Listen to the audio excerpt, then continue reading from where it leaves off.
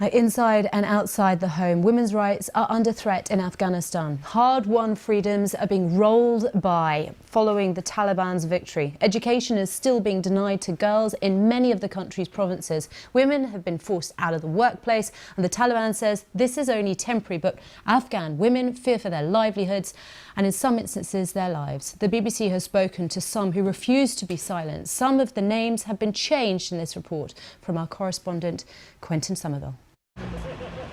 How do you erase 20 years of women's rights? In Afghanistan, it starts with billboards and advertising deemed un-Islamic by the Taliban. But it goes much deeper. An attempt to curtail freedoms in public and private that took women here a generation to win. Fatima is an artist and midwife. She's kept her job since the Taliban's arrival.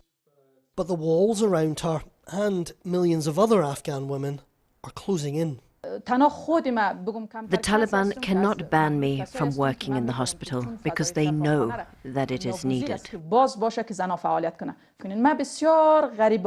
I humbly request the Taliban, do not meddle in women's rights to education and employment.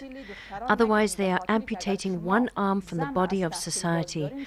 Our societies are made of two pillars, a pillar of men and another pillar of women. How can you run your life one-sided and one-handed?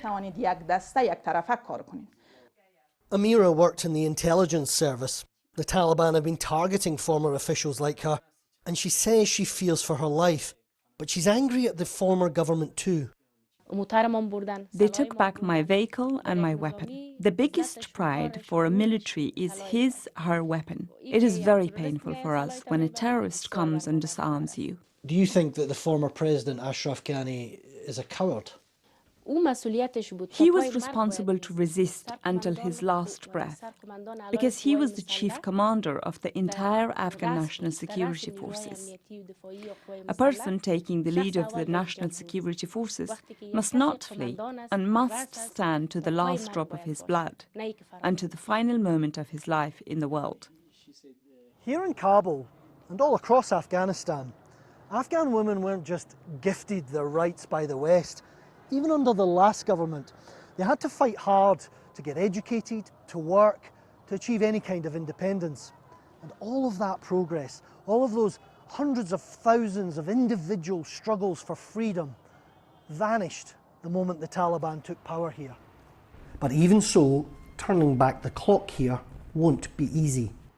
What you can't take away from people is that the education that they've already received. And so you've got a lot of quite educated, smart, ambitious young women who on August 14th were quite successful in their lives and whose existence has now been sort of reduced to being a domestic worker in their own home. Women are still allowed out. The country is starving. Western sanctions are hurting, so they stand alone in food queues, waiting for aid. This, the Taliban have no choice but to tolerate.